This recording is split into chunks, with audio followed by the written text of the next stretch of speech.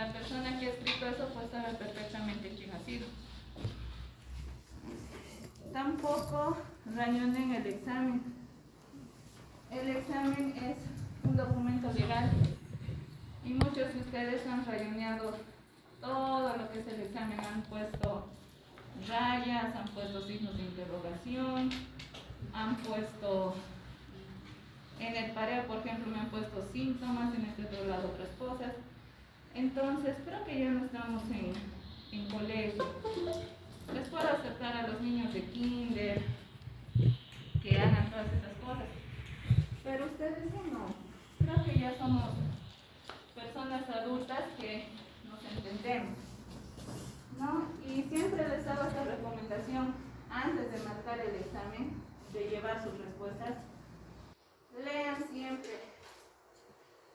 Si la pregunta 1 era el inciso A, y al estar pasando la hoja de respuestas ustedes dudan y es la B o la C, lo que han marcado ya no lo borren, porque han habido algunos de ustedes que han borrado la respuesta correcta y lo han cambiado por la incorrecta.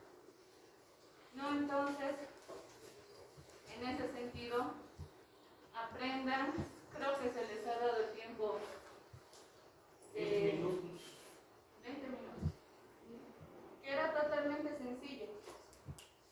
Esto ha sido, se ha hecho una prueba piloto ese mismo día, el día anterior, con los estudiantes que están en el hospital, y ellos no han respondido en 15 minutos.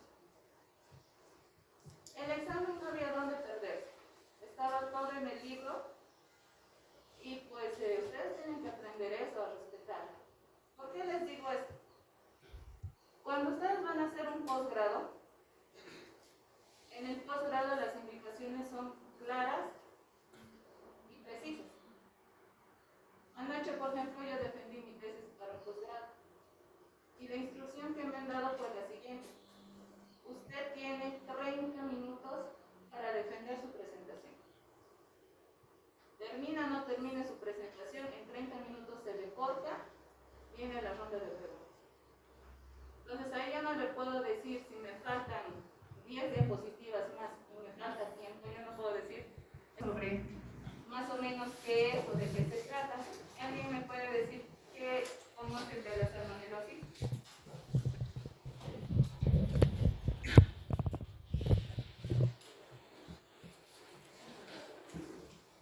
¿Nadie?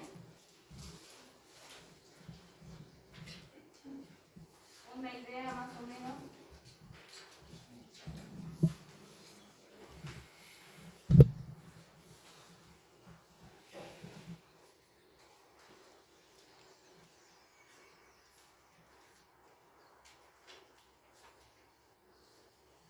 Porque esto ya lo han visto en microbiología, lo han visto en muchas materias más. O tal vez muchos han enfermado también.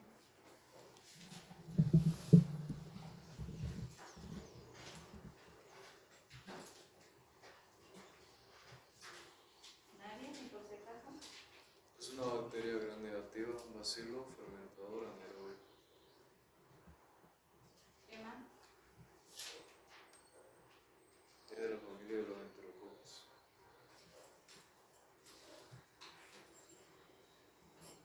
¿Alguien más?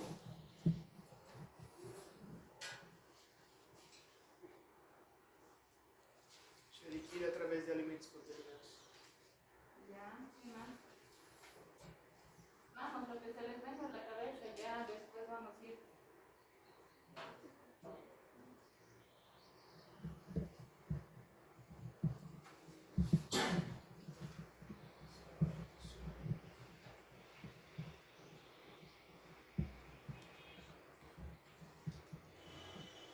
Bueno, como habían mencionado, pues la salmonelosis es una enfermedad de tipo bacteriano que pues obviamente va a pertenecer a lo que es la familia Enterobacteriaceae, ¿no? Ya que estos van a tener varios serotipos que obviamente va a afectar sobre todo a lo que es al ser humano, ¿no? Para esta enfermedad se lo cataloga en dos tipos, la parte asintomática y la parte sintomática. Donde la parte asintomática, que la mayoría tal vez tenemos a la bacteria, pero no estamos manifestando la enfermedad. Y hay en otras ocasiones de que sí tenemos a la bacteria, pero expresamos todo lo que es la sintomatología, ¿no? Y pues esta enfermedad, la salmonelosis, no solamente es exclusivo de la parte intestinal, sino también de la parte gastrointestinal. Hablando un poquito del agente patógeno, como habían mencionado, es un bacilo gram negativo, pero este no es formador de esporas, que eso es una característica que pues le va a caracterizar, ¿no? Y pues esto va a fermentar lo que es la glucosa, la maltosa, y pues esto generalmente la salmonella typhi se identifica porque pues prácticamente va a empezar a producir una sustancia que es el sulfídrico, ¿no? Que esto le va a hacer esta característica de que no va a formar estas esporas. Y pues esto es lo que va a diferenciar en todo esto diferentes serotipos, ¿no? Como el antígeno somático, el antígeno flagelar H y el capsular B, ¿no? Entonces, de acuerdo a estos flagelos, de acuerdo a cuál sea más elevado que se va a encontrar en la pared celular, pues vamos a ver que va a tener sus diferentes características, sobre todo que estos se van a poder interpretar en la parte laboratorial. Entonces nosotros vamos a solicitar diferentes cultivos, diferentes pruebas, pero ¿qué es lo más importante? Que pues nosotros la vamos a ver a la salmonela de estas características, ¿no? Que pues obviamente eso nosotros lo vamos a ver en la parte del microscopio. Para el ser humano hay algunos serotipos que son más importantes, sobre todo el TIFI del grupo 09, el Choleracium del grupo 07 y el Tifimurium que es del grupo 04. De estos, el más frecuente es el enteritidis y el Tifimurium son los que van a causar con mayor frecuencia las infecciones en lo que es el ser humano. La epidemiología, pues ya como habían mencionado, esto se debe a que más que todo son por las instalaciones de agua, porque ustedes saben que el agua, si nosotros hace un par de años atrás se hizo un estudio de todas las aguas en todo Bolivia, de los diferentes departamentos, donde se ha visto que el agua más contaminada es la que tenemos aquí en Cochabamba, ¿no? Donde se han encontrado bastantes bacterias, restos de heces y demás, y pues por esa razón es de que en nuestro medio muchos extranjeros y demás cuando vienen aquí a Bolivia por primera vez se enferman de salmonela o enferman de amebas o enferman de giardia. ¿Por qué? Porque existe una mala, no tenemos un buen sistema de potabilización del agua y aparte que no sabemos manipular adecuadamente los alimentos, ¿no? Entonces, de esta forma se ha visto que el medio de contagio para esta enfermedad son las aguas. Y pues obviamente para esto, en algunos países como en el nuestro que carecemos de sistemas sanitarios, pues obviamente no hay un buen tratamiento de lo que es el agua. En teoría nosotros supuestamente tenemos agua potable, pero no es tan potable como nos han hecho creer, ¿no? Por eso es que siempre se recomienda que toda agua tiene que ser hervida y no tomar de lo que es la piel. ¿Y por qué decimos de los alimentos? Porque ¿con qué lavamos los alimentos? Pues obviamente con el agua, que obviamente ya va a estar contaminada. Muchas veces cuando la gente que vive en el campo o de los lugares donde nos abastecen el agua, muchas veces si vamos a la parte del inicio o a la parte del final, o si ustedes alguna vez van por el campo y que se encuentran por ahí un río, pues van a ver que el agua en su inicio a veces llega a ser muy turbio, con basura, con residuos. Entonces conforme va avanzando el agua, pues obviamente ahí se va aclarando más, ¿no? Entonces esta es la razón por la que sobre todo la gente del campo, ¿dónde hace sus necesidades? Cerca del río. ¿Dónde llevan a hacer sus necesidades a sus animales? En el río, ¿no? Entonces toda esa agua, si nosotros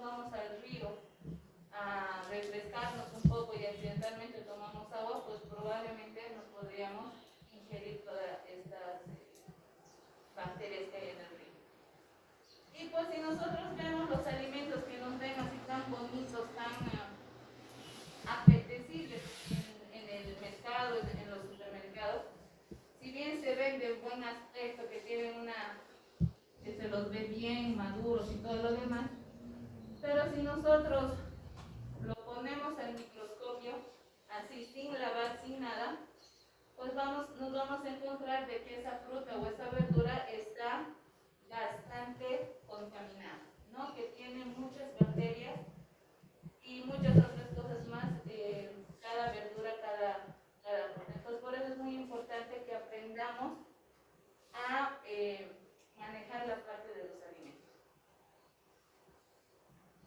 ¿Habrá resistencia antimicrobiana con la salmonelosis? ¿Ustedes qué piensan?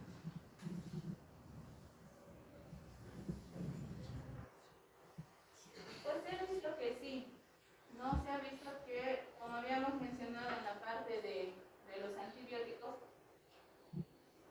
hemos abusado tanto de todos los antibióticos, desde las penicilinas, los cloramfenicoles, metronidazoles, fluoroquinolonas, trimestoprim, sulfamethoxazol y todo lo demás, que pues obviamente con el largo de los años se han visto que hay resistencias para lo que es la parte de la salmonela, lo que son las ampicilinas, el cloramfenicol, y también se ha visto alguna vez a lo que son las tetraciclinas, las sulfaminas. Entonces cada vez nos vamos a ir quedando con poco arsenal terapéutico, ¿no? Inclusive se ha visto también que hay resistencia a las fluoroquinolonas. Entonces nosotros mismos estamos quemando todo nuestro arsenal de antibióticos para poder tratar las enfermedades. ¿Y eso razón a qué se debe? A que no estamos haciendo buenos diagnósticos, o si estamos llegando a un buen diagnóstico, no estamos dando el tratamiento adecuado o estamos dando una dosis insuficiente. No es por eso que ustedes tienen que saber, inclusive para, como les decía más antes, para patologías virales estamos dando también antibióticos, ¿no? Entonces ahí nosotros estamos causando toda esta resistencia, y después, si ustedes se van a ir dando cuenta, la salmonelosis es una enfermedad que sí se puede tratar, que sí se puede llegar a curar, pero cada vez nos vamos quedando sin antibióticos. ¿Cómo se transmite? Como ustedes mismos lo han mencionado, con la ingesta de agua y de alimentos mal manipulados. ¿Y esto por qué? Porque las aguas y los alimentos ya vienen contaminados, como dicen acá, por las heces, por los vómitos de los animales, por lo que la parte ambiental y también por otros vómitos. ¿Alguna vez se ha visto contagio íntimo entre persona a persona por salmonela? Sí, pero es muy raro. Generalmente más la vía de contagio es la vía gastrointestinal. Cuando nos referimos a productos de animales contaminados, nos referimos prácticamente a que los animales, ya sean las vacas, los pollos, los animales de granja, también se pueden contaminar de lo que es la salmonela. Estos animales se van a alimentar de lo que son el agua, el pasto y demás, que ya está contaminado, y pues nosotros consumimos todos los productos de cada animal. Por ejemplo, de la vaca consumimos lo que es la carne, la leche y todos los derivados de la leche. De las gallinas o de las aves de corral, su carne, los huevos. Pero ¿qué es lo que pasa si esa gallina está infectada? Cuando la gallina pone el huevo, ustedes saben que la gallina lastimosamente no va a buscar una almohada o un colchoncito o su nidito de paja para poner el huevo. Si el huevito cae al suelo, la cáscara en algún momento se llega a rajar. Y ustedes saben que la gallina, cuando está empollando, para que el pollito nazca, las heces la gallina incluso defeca sobre las heces, y pues si la cáscara está rajada y esa gallina está infectada con salmonela, a través de las heces está eliminando la salmonela salmonela y pues por esa rajadura del huevo va a ingresar la salmonela. Y si nosotros consumimos ese huevo, porque hay algunas personas que les gusta consumir el huevo crudo, pues se llega a contagiar también, ¿no? En cuestión de lo que son las carnes, si la vaca o el animal de granja, el ave, está contaminado con salmonela y vemos que en la carne no se ha hecho una buena manipulación, y pues aquí a muchos de ustedes les encanta la parrilla, pero sobre todo que la carne esté cruda, porque a muchos les gusta que esté cruda la carne, ni siquiera está bien cocida. Y si nosotros esa carne que está mal manipulada nos ingerimos, pues nos vamos a ingerir también cantidad de lo que es la salmonela.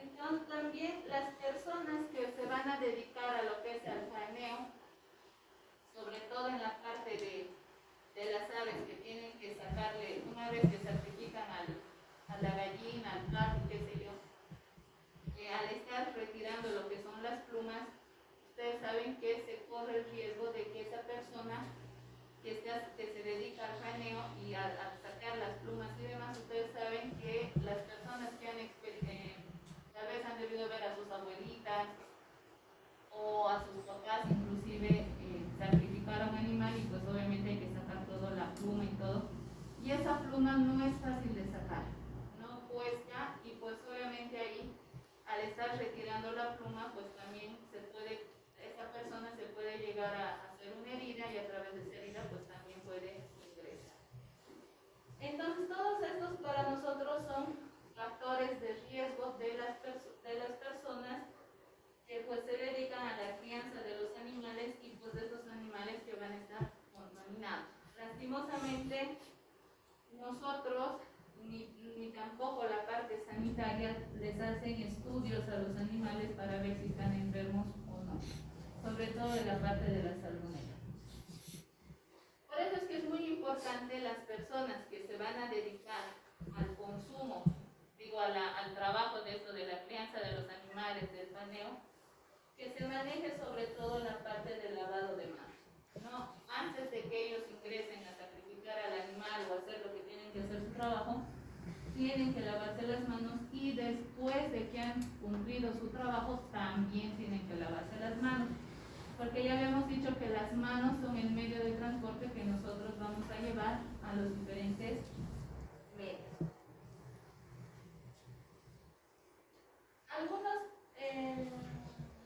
Bueno, esto es ya lo que les había dicho en la primera parte, de que si nosotros vamos a consumir la carne mal cocida o la parte de los productos de los animales, los huevos y demás que van a estar rajados, y nosotros solamente los vamos a consumir y estos están contaminados, pues solamente fácilmente nos vamos a producir algún tipo de enfermedad. Y no solamente la parte de los productos derivados de los animales, sino también de las verduras, las frutas, que obviamente también por una mala manipulación también nos va a afectar. Los alimentos ya contaminados, ya les había mencionado de que pues todo esto se va a través de lo que es el agua. No habíamos mencionado de que los animales pues prácticamente se van directamente a hacer sus necesidades en las aguas, y pues obviamente nosotros cometemos el error de ingerir esas aguas. Pero no solamente eso, si ustedes van al campo donde se siembra todo lo que son frutas, verduras y demás, ¿con qué agua riegan la parte de todo lo que son las verduras y las frutas que nosotros consumimos? Con las aguas que pasan cerca, ¿no? Generalmente allá hay algún río, o tal vez hay una vertiente, y pues esa agua pues la desvían tal vez un poquito para que sus productos puedan llegar a tener agua. Y ustedes saben que el agua transporta nutrientes y todo lo demás para las verduras y las frutas. Pero ¿qué es lo que pasa? En el campo ustedes saben que los animales ejemplo, acá el perrito, los que tienen sus mascotas, sus perritos, sus gatitos, tienen un lugar específico donde duermen, ¿verdad? No duermen con ustedes en sus camas. Entonces, en el campo, los animales entran a los cultivos y pues obviamente ahí hacen sus necesidades. Los animales no son como nosotros que pues tenemos nuestro baño, tenemos nuestra cama. Ellos no. Si tienen la necesidad de defecar o de miccionar en los sembradíos, pues obviamente se va a contaminar esa fruta o esa verdura. ¿Ya? Y pues obviamente ya ahí con el consumo pues nosotros nos vamos a contaminar. El contacto con los animales y sus ambientes, pues sí. Dependiendo dónde se va a trabajar esa persona, pues se puede contaminar a través de lo que es la piel, el pelo, la saliva. Y pues muchos de estos microorganismos que se van a eliminar a través de las heces de los animales o de las personas, pues obviamente esto va a hacer que nos vayan a contaminar.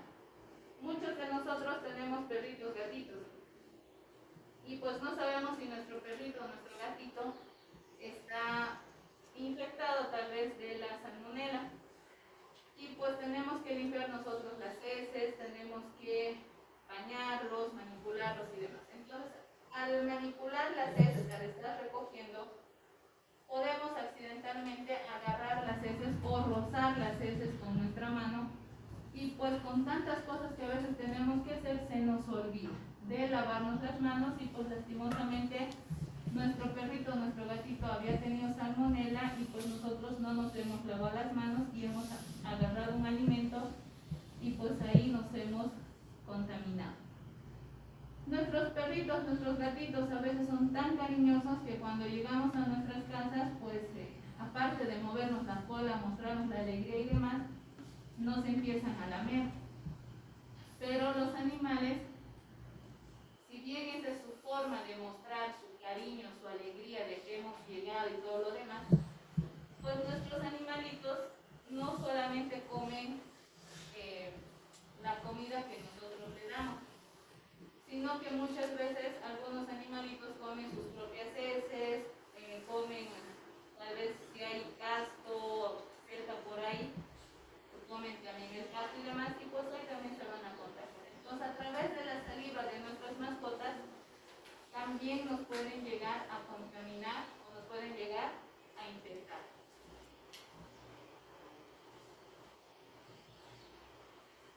¿No? Entonces, esto también hay que tener mucho cuidado con la parte de los animales.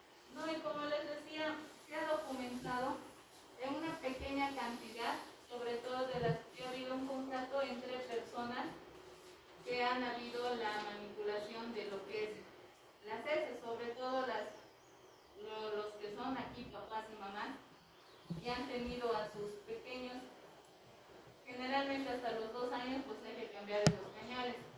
Y pues hasta ahí nosotros muchas veces igual lastimosamente tenemos que cambiar los pañales, limpiarle todo. Y ahí nuestra mano pues va a tener contacto con las heces del bebé. Pero yéndonos al otro extremo de la vida, que tal vez muchos de ustedes también ya lo hacen, es cuidar a sus papás y a sus mamás, a sus abuelos que son ya de la tercera edad. Ustedes saben que ya las personas tenemos un ciclo de vida. Nacemos, crecemos y pues llega un momento en que estamos de bajada. O sea que ya las personas que son de la tercera edad ya se vuelven como niños, ¿no? Donde ya muchos de ellos necesitan esa asistencia, que hay que cambiarles los pañales, hay que atenderlos, hay que incluso hacerles comer y demás. Y pues al estarles cambiando los pañales a las personas de la tercera edad, también se puede ver que esa persona puede también estar infectada y a través de sus heces se está eliminando lo que es la salmonela, y si no tenemos todas las medidas de seguridad para usar como guantes y demás, pues obviamente también nos vamos a contaminar, ¿no? Entonces los dos extremos de la vida que necesitan nuestros cuidados, entonces tenemos que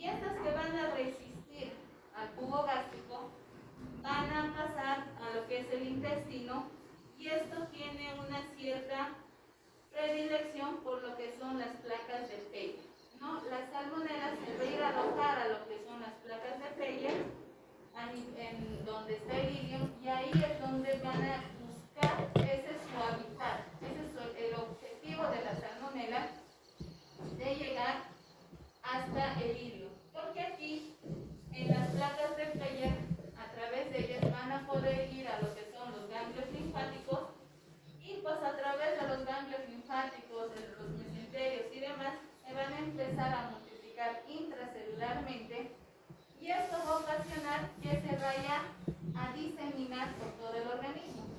Una vez que la salmonela ingrese a lo que es el torrente circulatorio, pues a través del torrente sanguíneo va a llegar a diferentes partes del organismo. Puede llegar al cerebro, al pulmón, corazón, hígado y todos los donde vamos a ir viendo que pues obviamente va a llegar. Y pues mientras se está multiplicando la salmonela, que ya está en diferentes partes del organismo, se va a producir la fiebre. ¿No? ¿Por qué? Porque va a existir una bacteremia, y pues obviamente van a hacer que las citocinas de los fagocitos mononucleares reciban esta señal de que hay un proceso infeccioso, y pues todo esto va a ocasionar la fiebre que vamos a ir viendo más adelante. Y en las placas de Peyer lo que va a ocasionar van a ser algunas úlceras. ¿Por qué? Porque las salmonelas, si ustedes recuerdan, tienen unos pilis que a través de esos pilis se van a agarrar tan fuerte de las placas de Peyer para sustraer todos sus alimentos, y pues obviamente conforme una vez que han terminado de sustraer toda la parte de sus alimentos, de sus nutrientes, van a dejar algunas pequeñas heridas, ¿no? Que todos van a ser unas úlceras, y estas úlceras semiológicamente van a demostrar que va a haber una fiebre entérica, va a haber dolor, puede haber una perforación a nivel de la parte del ilium, y sobre todo pueden llegar a producir hemorragias. Y pues estas salmonelas se van a quedar en lo que es la parte de la mucosa intestinal, que es lo que ahí se van a empezar, como se van a quedar en la mucosa,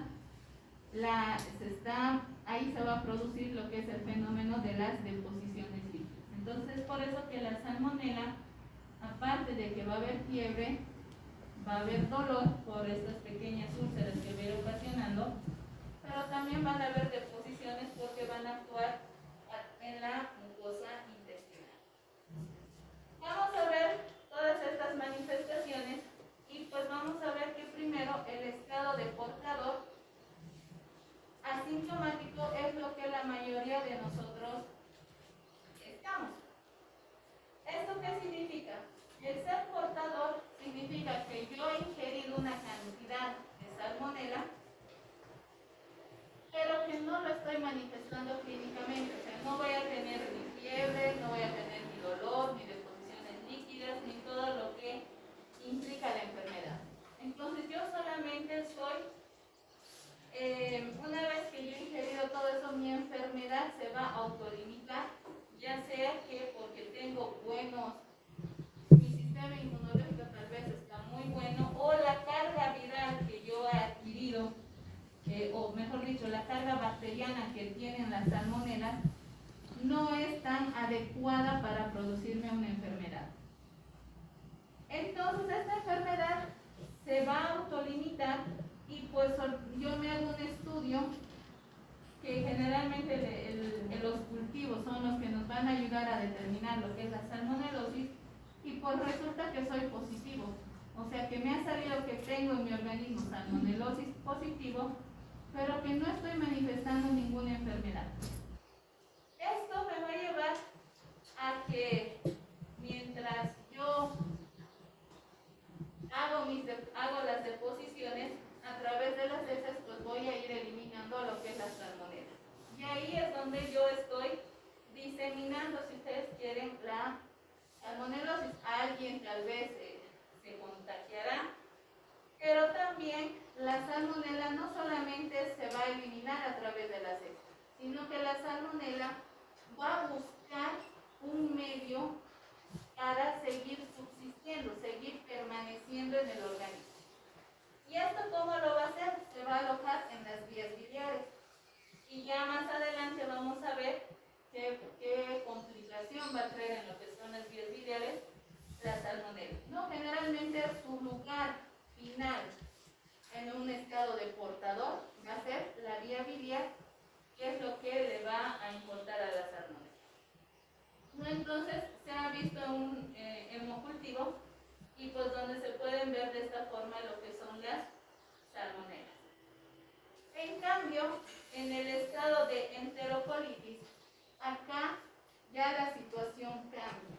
No, acá prácticamente vamos a ver que el periodo de incubación de lo que es la salmonela en esta etapa de enterocolitis es de 12 a 48 horas. O sea, es sumamente rápida la parte de lo que es esta incubación.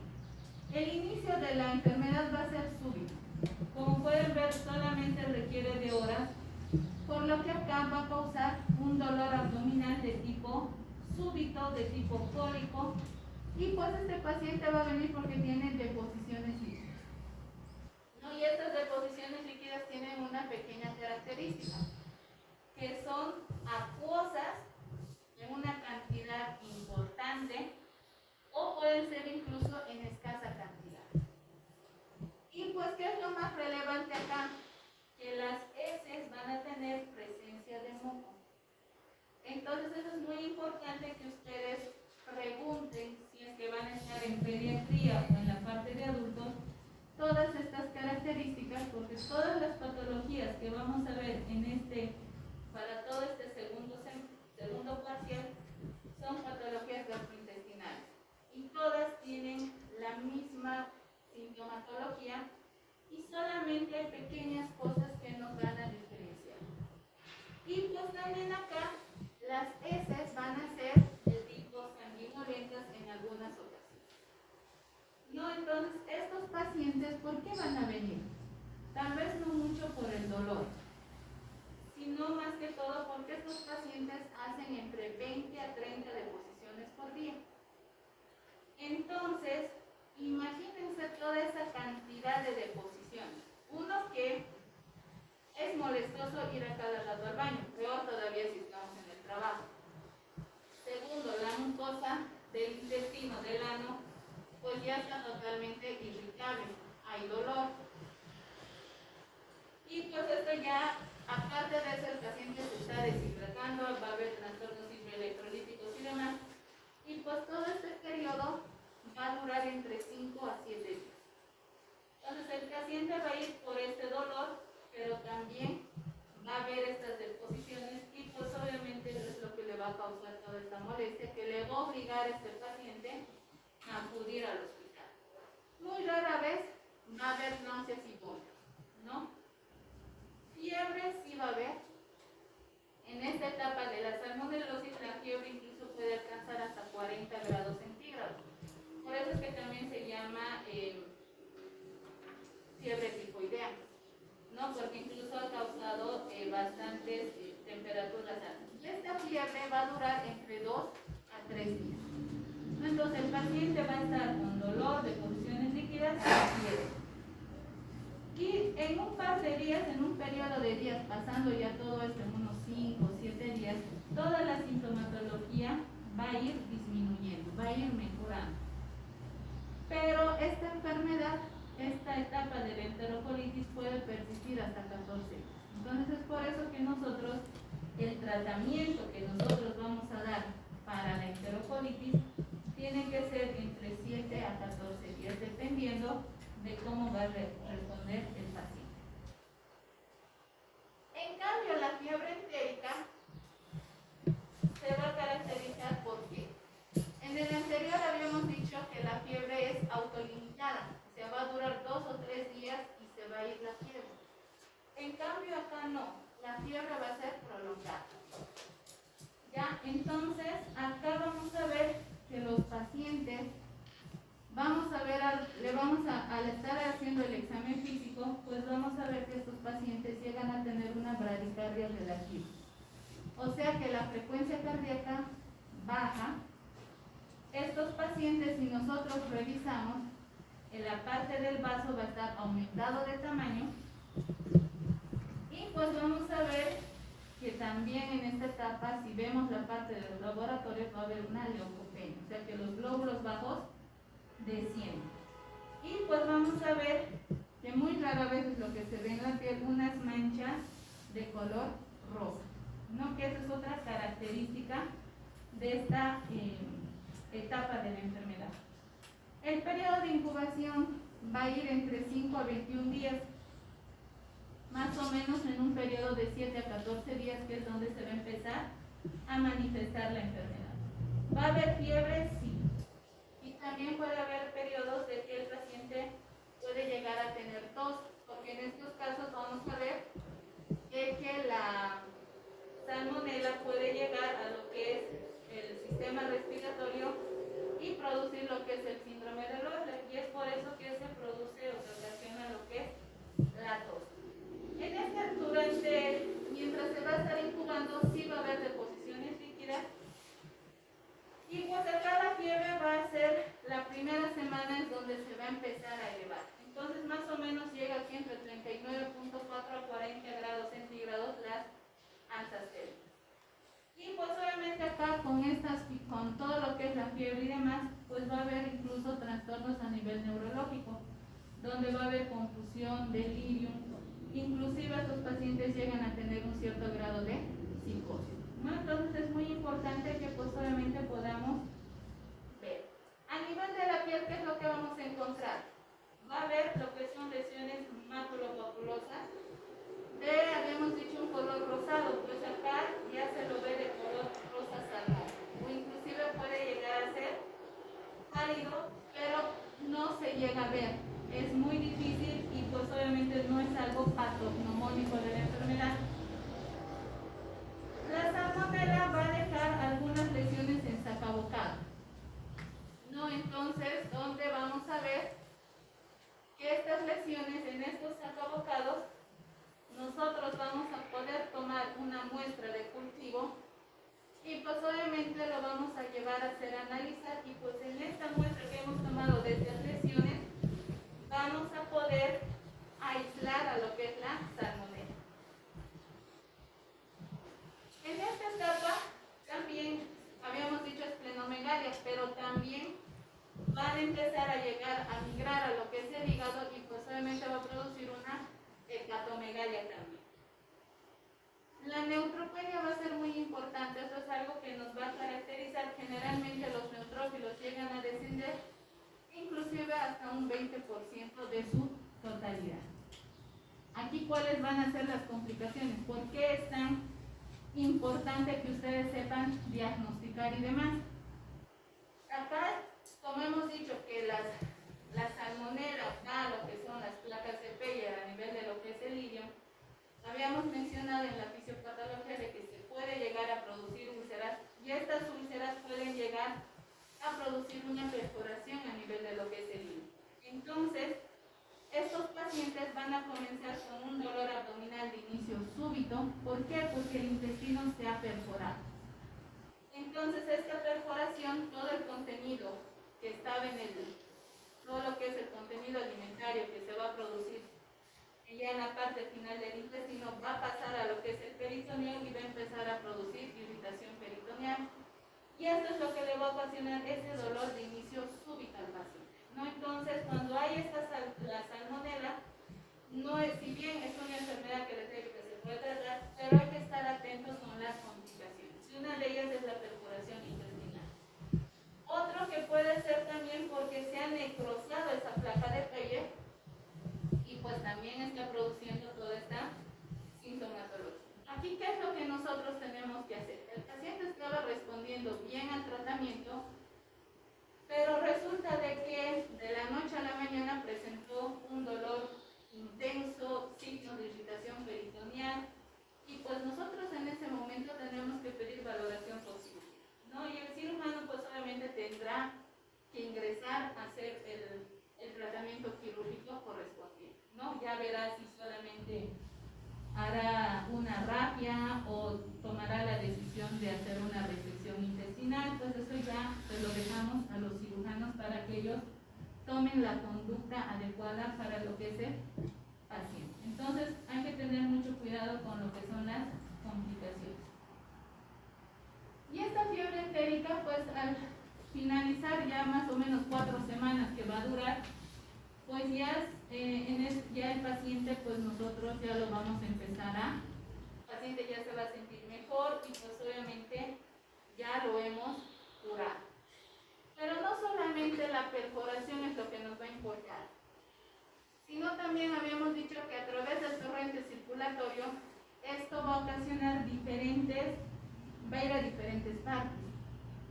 Puede ingresar a través de la vía biliar, producir una colecistitis. Si vamos descendiendo, puede ir a lo que es el páncreas y producir una pancreatitis por una obstrucción de todo lo que es el conducto pancreático. Puede ir a la parte del corazón y producir una endocarditis infecciosa. Puede ir a la parte del sistema nervioso central produciendo una meningitis, neumonía, abscesos hepáticos, y pues todo esto inclusive nos pueden causar infecciones locales. Entonces, todo esto nosotros tenemos que ver despacio. Ustedes ya han visto cardiología, ¿verdad? Entonces, cuando ustedes escuchen al examen físico que ese corazón no está latiendo entre 60 a 100 latidos por minuto, que es lo normal, si ustedes cuantifican que está entre 40, 50 o tal vez un poco menos, siempre pidan un electrocardiograma. ¿Por qué? Porque nosotros vamos a poder ver que el corazón, cuantificando acá, sacando la frecuencia cardíaca, vamos a ver que ese paciente tiene una frecuencia cardíaca baja. Entonces ustedes tienen que ver esa parte para ver, o tal vez el paciente tiene algún tipo de bloqueo y demás que no estamos pudiendo, que nunca antes lo habían estudiado. Entonces todo eso nosotros tenemos que ver. Pero si es una bradicardia sinusal, que el paciente recién se le está viendo, entonces también en su siguiente control nosotros tenemos que prestar atención a esa sintomatología. Entonces habíamos dicho que la salmonela no solamente va a estar en lo que es el tubo digestivo, sino que también va a ir a lo que es el hígado, la vesícula, lo que es el páncreas, lo que es corazón, pulmón. Entonces todo eso, la salmonela va a migrar a todo el sistema que nosotros tenemos. También hay una etapa de bacteremia. En esta etapa de bacteremia, la única parte que va a haber acá va a ser la fiebre y los escalofríos. ¿Por qué? Porque acá esta bacteremia va a durar entre días a semanas y pues solamente acá la enfermedad se está multiplicando todo lo que son las salmonelas y pues obviamente nosotros solamente vamos a manifestar con fiebre o escalofríos. Acá no va a haber ninguna sintomatología gastrointestinal y si la va a haber es muy rara. Puede haber malestar general, puede haber anorexia y también puede haber pérdida de peso, ¿no? Entonces, acá es donde nosotros pues obviamente tenemos que tener aquí es nuestro reto porque ya poderlo diagnosticar con estos síntomas inespecíficos.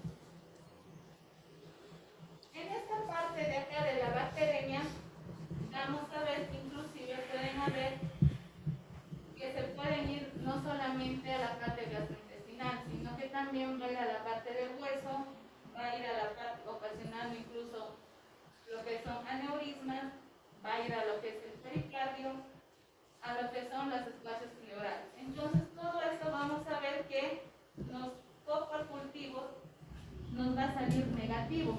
¿Por qué? ¿Podemos continuar? Porque si no, ahí tienen la puerta abierta. O voy tema por avanzar. Porque veo que allá atrás se ríen, allá se duermen, aquí hablan. Díganme díganme qué es lo que quieren.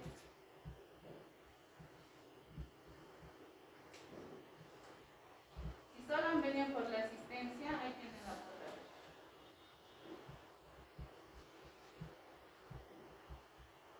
Las de ahí atrás que tanto se ríen, ¿qué es lo que quieren? Valerie y compañía. Porque toda la clase les he visto riendo, hablando.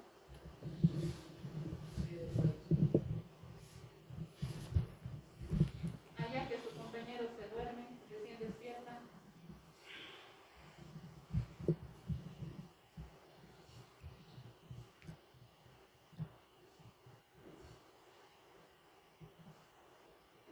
Porque si no, la puerta está abierta, yo les he dicho. Pueden salir. O yo me salgo. Y es las mismas personas que todas las clases se ríen, se duermen. No crean que no les veo.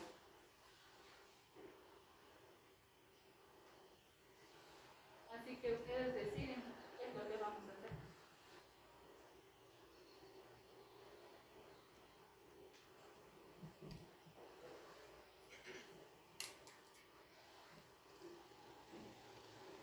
Estoy esperando una respuesta de las personas que les dicen. Y aquí su compañero que se dé la vuelta para ver.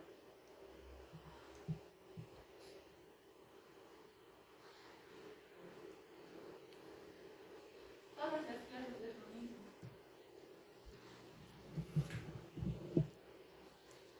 Yo también madrugo. No crean que yo ahorita estoy fresco con una lechuga. Yo llego todos los días a mi casa a 9, 10 de la noche. Al día siguiente me levanto 5 de la mañana para cumplir todo lo que tengo.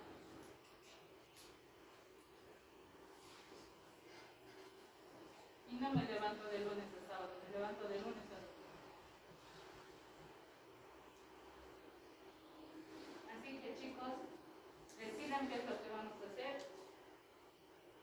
Yo espero su respuesta y su decisión.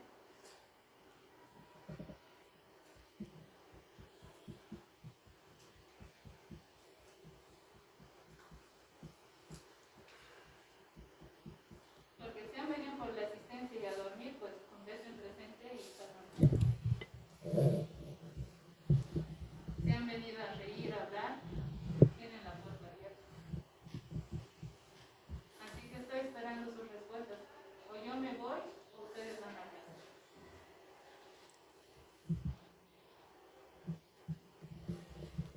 Así de claro es eso.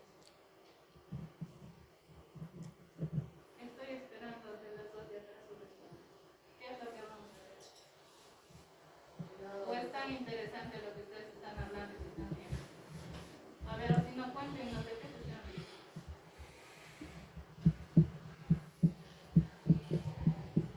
A ver, les vamos a escuchar. ¿Cuál es el chiste? No hay ningún chiste, simplemente estaba pensando en los trabajos que nos dieron.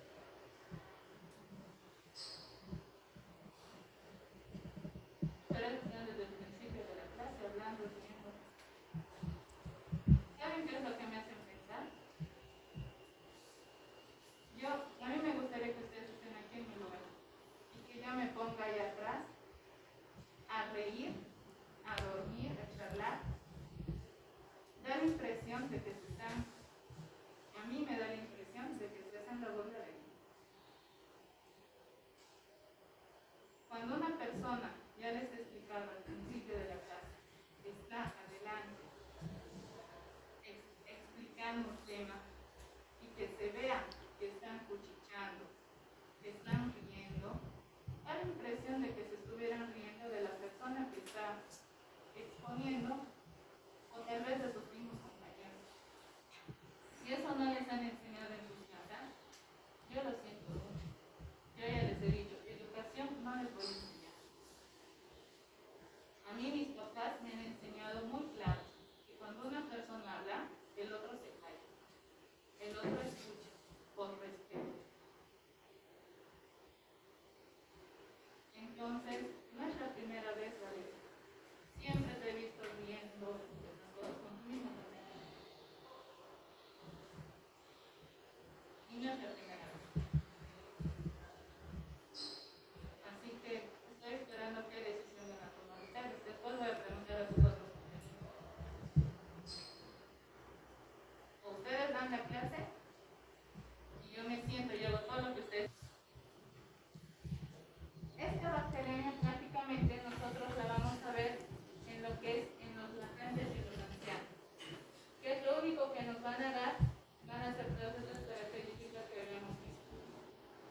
pues obviamente acá tenemos que hacer nosotros diagnósticos diferenciales en las cuales estos pacientes van a ver la leucopenia sobre todo, que nos van a hacer sospechar en que puede haber tal vez algún síndrome hemolítico o algún tipo de leucemia, histoplasmosis o algún tipo también de virus de lo que es el Epstein-Barr.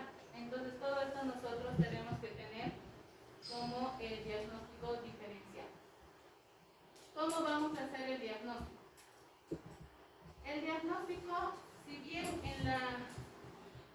antiguamente se usaba antes lo que es la reacción de Vidal, actualmente la reacción de Vidal ya está en desuso. ¿Por qué? Porque la reacción de Vidal se ha visto que para todo proceso infeccioso, inflamatorio, pues obviamente van a dar positivos, ¿no? Entonces se ha visto que ya no es tan fidedigno, pero que sí se sigue en algunas provincias donde sobre todo no existen los cultivos, se siguen manejando esto de la reacción de Vidal. Pero la prueba definitiva, el gol estándar de la salmonelosis es pedir el coprocultivo. Si el paciente ya está con náuseas, vómitos, diarrea, fiebre, el dolor a nivel abdominal de tipo retorcijón, de tipo cólico, y nosotros estamos sospechando en una salmonelosis, pues solamente vamos a pedir este coprocultivo. Y este coprocultivo nos va a dar el diagnóstico definitivo. ¿Por qué? Porque ella nos va a identificar la salmonela, pero también vamos a tener un extra de que nos va a dar lo que es el antibiograma. Vamos a ver cuál es sensible y qué es resistente. Obviamente esto se va a determinar por la presencia de los polimorfonucleares, que obviamente nosotros ya lo vamos a tener. Y pues vamos a ver que los estudios serológicos son muy escasos, como les decía, como la reacción de Vidal y demás, pues que no nos van a ayudar de mucho. Pero si el paciente presenta algún sintomatología a nivel del sistema nervioso central, como confusiones, delirios, o inclusive lo que es rigidez de nuca y todo lo demás, pues nosotros vamos a pedir un estudio de lo que es el líquido cefalorraquídeo, o en algunas ocasiones vamos a solicitar un estudio en lo que es la médula ósea. Y lo que vamos a funcionar, lo que es la médula ósea, pues nosotros vamos a mandar a hacer analizar, y pues ahí también nos va a poder salir lo que es la presencia de lo que es la salmonela. Los hemocultivos nos van a ser de mucha utilidad durante la primera semana, ¿no? Entonces en esta primera semana los cultivos nos van a salir positivos. Después de la segunda semana la salmonela empieza a disminuir, por lo que aquí ya los hemocultivos no van a ser tan positivos, ¿no? O sea, la positividad va a ir disminuyendo. En la parte de lo que es el urocultivo, si vemos que estos pacientes, inclusive cuando la salmonela va a ingresar a lo que es el sistema hemiturinario, el paciente puede llegar a manifestar inclusive toda la sintomatología de la infección urinaria. Y si nosotros le hacemos un puro cultivo, que es por regla que se hace todo paciente que está con una infección urinaria, antes de iniciar los antibióticos debemos solicitar lo que es el urocultivo. Y pues de esas lesiones en sacabocado que se hemos visto a nivel de lo que es la piel, si lo llegamos a encontrar con ese color salmón, tomamos una biopsia de esa lesión en sacabocado, y pues obviamente esto va a llegar a ser positivo también. Entonces todo esto nos va a ayudar. ¿Y cómo es la reacción de Vidal? Pues generalmente nos interpretan en este cuadrito donde pone el antígeno O, el antígeno H y el antígeno B. De acuerdo a eso se va a ir catalogando, pues va a ser mayor a 1, generalmente va a ser positiva la reacción de Vidal cuando es mayor a 1 sobre 160, ¿no? Entonces ya cuando es eso ya se puede decir que es positivo para una salmonelosis. El tratamiento también lo vamos a ver de acuerdo a las etapas que hemos visto. Más que todo en la enterocolitis vamos a ver que como hay abundante pérdida de líquido y de los electrolitos,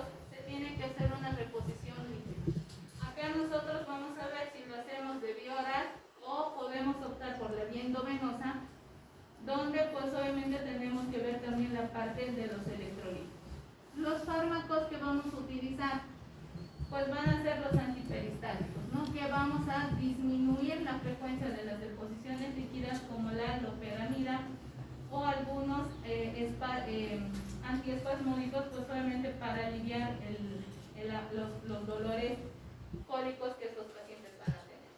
Los antibióticos que inicialmente nosotros vamos a iniciar cuando estamos sospechando van a ser las fluoroquinolonas, que obviamente hasta que nos salga el cultivo, pues ya ahí nosotros vamos a ver si es positivo o negativo. En relación a lo que es la fiebre entérica, sí vamos a continuar con las fluoroquinolonas y que se ha visto que el 95% nos ha resultado bastante efectivo. También las cefalosporinas, como la ceftriaxona, que es bastante eficaz, la ampicilina. Lastimosamente el cloranfenicol actualmente ya no lo tenemos en nuestro medio, pero cuando sí se utilizaba en sus buenas épocas el cloranfenicol, pues había salmonela y lo primero que se hacía era dar cloranfenicol. Lastimosamente, como les había mencionado, por esto de la aplasia medular, pues se tuvo que desechar, se tuvo que retirar de lo que es la FDA y pues obviamente ya no lo tenemos dentro de nuestro arsenal. El trimestoprim suplemetoxazol, pues sí que es un excelente antibiótico que también nos va a servir para esto de la fiebre entérica. Y si estos pacientes están con tipo anemia o están con una hemorragia activa, pues obviamente la transfusión sanguínea es muy importante. Pero también la reposición hidroelectrolítica también es muy importante en esta etapa. Si hay sospecha de perforación intestinal, ¿qué es lo que tenemos que hacer? Directamente pedir una placa de rayos X donde vamos a ver el signo de Joubert y pues ahí se va a ver aire subdiafragmático, ¿no? Y cuando hay aire subdiafragmático y es una sospecha de perforación de víscera hueca y pues ahí el cirujano tiene que ingresar lo más pronto posible. Corticoides.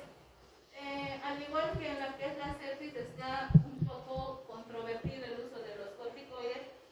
Si bien vamos a disminuir el proceso infeccioso y todo lo demás, pero también vamos a ver que el corticoide nos va a inmunosuprimir y podemos hacer que se aumente más la carga bacteriana.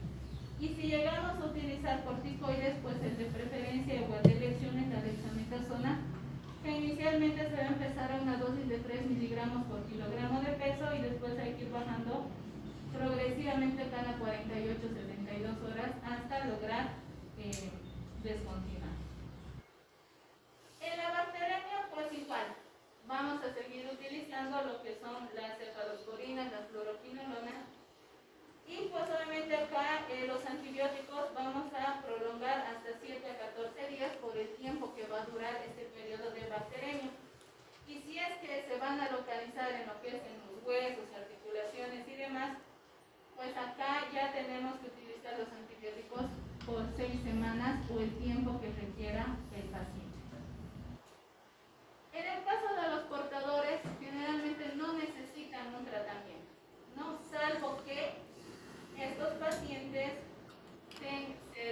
la salmonela se haya localizado en lo que es la parte de la vía biliar y haya ingresado a la vesícula biliar, hayan producido litos y pues obviamente el paciente tenga un dolor de tipo cólico a nivel de lo que es la vesícula y pues ahí el cirujano pues tendrá que hacer el procedimiento de la colectotomía. Pero si después el paciente no tiene ninguna sintomatología, pues no está indicado el tratamiento. La prevención se resume solamente en dos cosas.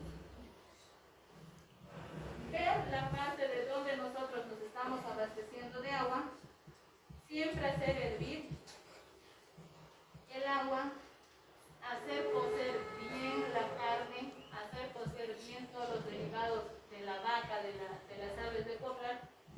Si se va a manipular, utilizar siempre el equipo de protección, guantes en caso de que se dediquen a la parte del faeneo. Si vamos a viajar a un país extranjero, siempre garantícense de consumir agua que ustedes mismos lo hayan hecho hervir, o que sea agua que esté en botella cerrada, ¿no? Que eso un poco nos va a tranquilizar. Ahora, si es que estamos viendo en la parte de la alimentación, evitar consumir verduras crudas, frutas crudas, y si las consumimos, pues obviamente lavarlas súper bien esas frutas y verduras. El pronóstico, como han podido ver, nadie creo que se ha muerto de salmonela, o sea que es muy infrecuente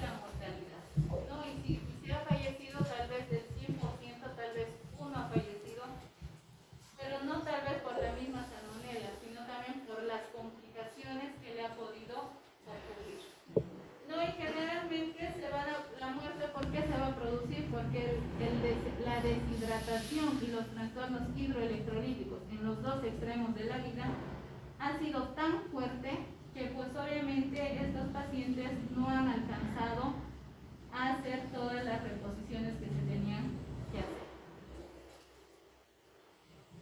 ¿Hasta ahí tienen alguna duda, pregunta? Ninguna.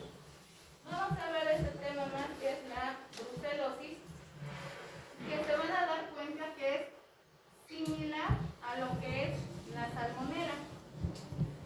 ¿Alguien sabe qué es la brucelosis? ¿Qué es?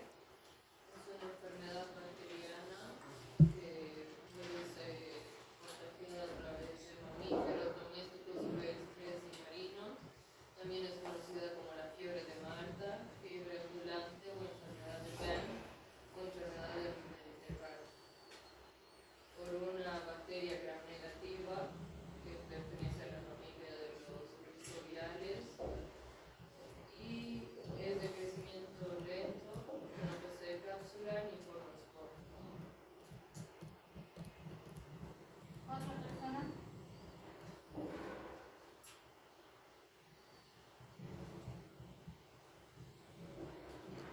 Bueno, vamos a ver que la brucela tiene diferentes manifestaciones, sobre todo a nivel proteico.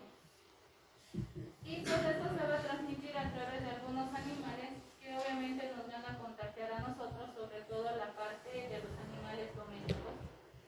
O que nosotros por trabajo estamos expuestos a la crianza de estos animales o hacemos la ingestión de los productos lácteos o de la misma carne que va a estar contaminado.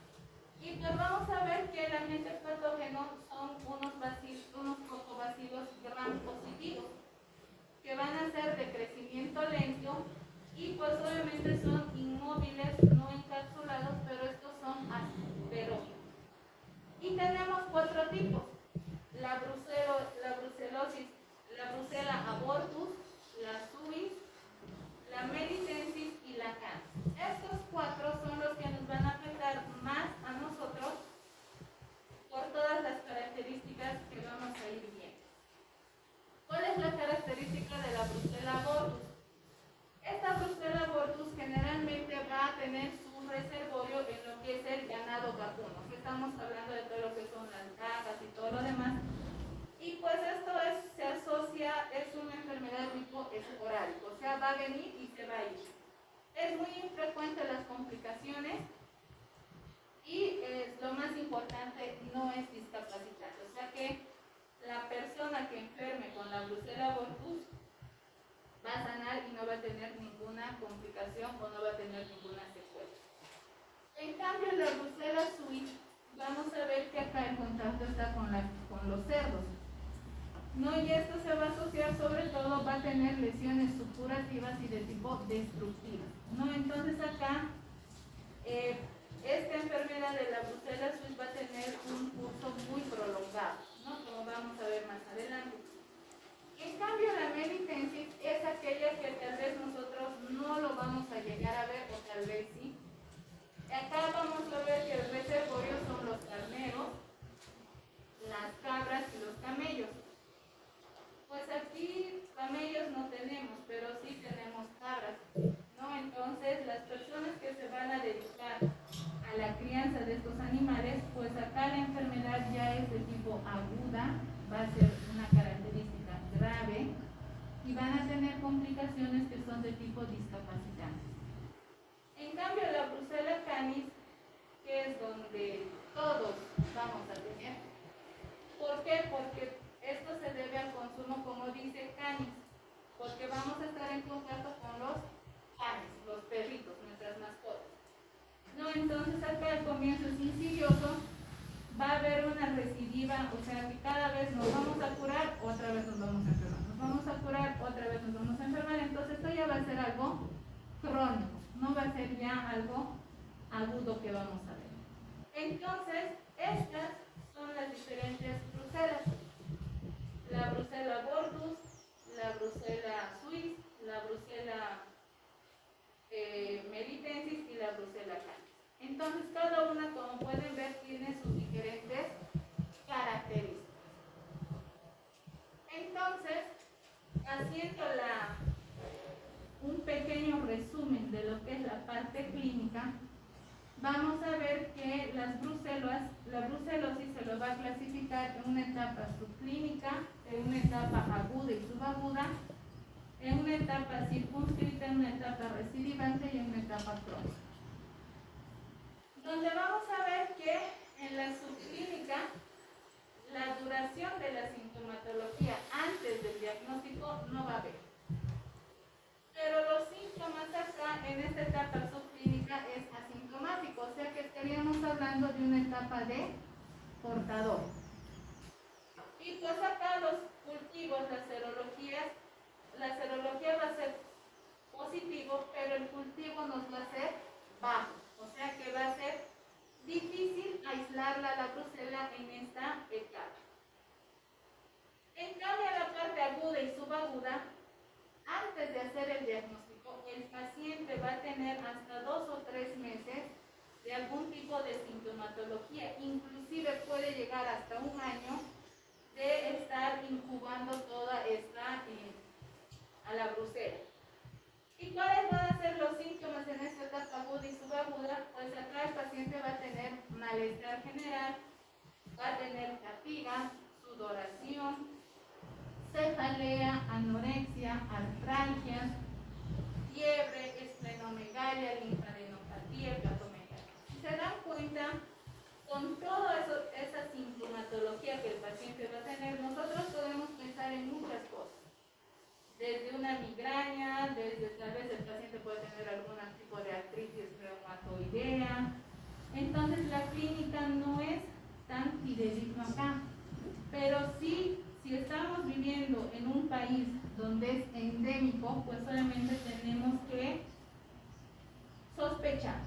Y pues acá la serología va a ser positivo, el cultivo va a ser positivo de donde se saque, de la sangre, de la médula ósea, entonces nos va a ser positivo esta parte. En cambio, en la etapa circunscrita, vamos a ver que acá ocurre cuando ya ha habido una enfermedad aguda o estamos en una etapa crónica que no se lo ha tratado. Entonces acá los síntomas van a ser de acuerdo al órgano que se va a afectar. Y pues acá igual la serología y los cultivos pues van a ser más específicos y también nos van a dar positivo. En cambio, en la que es la etapa recidivante, pues obviamente antes de llegar al diagnóstico, el paciente puede estar 2 a 3 meses después de que él ha tenido un episodio inicial. Si yo he enfermado a principios de año, me he tratado todo eso, pero 2 a 3 meses después de eso, nuevamente me he vuelto a poner en contacto y pues obviamente estoy volviendo a empezar. La sintomatología va a ser lo mismo que en la etapa aguda, todo el malestar general, los escalofríos, cefaleas, artralgias, pero acá va a haber una característica, que la fiebre va a ser mucho más alta que en la etapa aguda, la debilidad, los escalofríos y la sudoración van a ser mucho más elevadas que en la parte aguda. Y pues obviamente la serología y los cultivos van a ser positivos. En cambio, en la etapa crónica, ya aquí el paciente ya tiene más de 1 año con toda esta sintomatología que se ha ido acumulando, y pues acá la sintomatología va a ser totalmente inespecífica, ¿no? Donde los síntomas van a ser un poco más neuropsiquiátricos y pues obviamente va a haber febril. Y pues acá la serología y los cultivos nos van a ser negativos, ¿no? Entonces como que ya aquí sí que es un reto, sea lo que el paciente nos diga, sí, yo he estado ya enfermo de brucelosis o tengo este antecedente de trabajar con estos animales y demás. ¿Cómo se hace el diagnóstico? Con los cultivos, ¿no? Cultivos de todos los tejidos líquidos que nosotros podamos hacerlo. Y pues todos estos cultivos nos van a salir positivos. Y esa es la única forma que nosotros tenemos de demostrar a lo que es la brucela. Pero ustedes saben que los cultivos tardan entre 3 a 7 días y pues obviamente el ELISA específicamente para la brucela sí nos puede ayudar también a hacer el diagnóstico. La prueba de aglutinación en el tubo estándar solamente nos va a medir lo que son los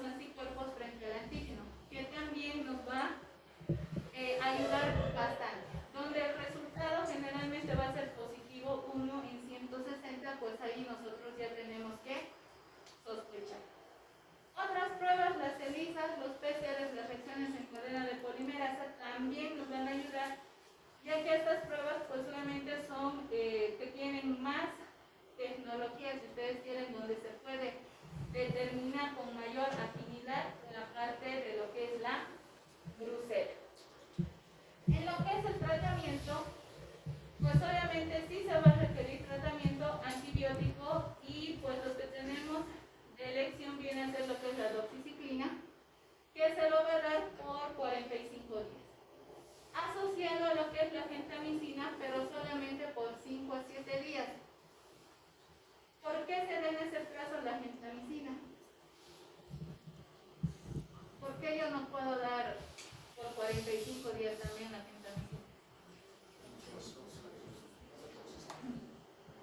Por la ototoxicidad y nefrotoxicidad que va a tener, ¿no? Entonces, generalmente los aminoglucósidos siempre damos por 5 días, a lo mucho 7. Porque después ya vienen las toxicidades y pues obviamente ya el paciente, si bien le vamos a librar de la enfermedad, pero también lo podemos estar condenando a esas toxicidades. Y siempre cuando usen aminoglucósidos hagan un control en la parte renal, ¿no? Y siempre se ajusta a lo que es la función renal. La prevención no es más que prevenir. Si tenemos nuestros animalitos, los perritos, gatitos y demás, pues solamente llevarles con frecuencia o cuando les toque lo que es el veterinario. Y pues con relación a lo que es el consumo de los lácteos, las carnes, traten de que siempre sea todo que esté bien cocido o de que se hayan sido sometidos a las diferentes pruebas que haya que consumir. Si trabajamos en los mataderos, pues obviamente tratar de utilizar todo lo que es la indumentaria que se tiene que utilizar. Si porque ha habido algún accidente, se han producido una herida, lo primero que tienen que hacer es lavarse la mano con agua y jabón. Si la herida es bastante importante, que va a requerir algún tipo de sutura y demás, vendar esa mano y pues obviamente evacuar a ese paciente al centro de salud que va a estar más cercano a su sitio de trabajo. Y traten siempre de prohibir la ingesta de carne cruda, sobre todo a las personas que les gusta la parrillada, así como saliendo su sangre y todo lo demás. No es que sea un hábito malo, pero hablando de salud, ustedes saben que la ingesta de todas esas carnes crudas o en términos medio cocidos, término medio y demás, tienen también sus complicaciones, ¿no? Entonces, tratemos de consumir todo cocido y todo lo que se tiene que consumir, ¿ya? ¿Hasta ahí tienen alguna duda, pregunta? No. Para la siguiente clase van a estudiar tétanos y cólera. Vamos a hacer una actividad que les voy a dividir en grupos. Van a tener un cierto tiempo para hacer esa actividad. Obviamente esa actividad la va a leer juntos. Y al final de esa actividad pues vamos a hacer una retroalimentación de lo que es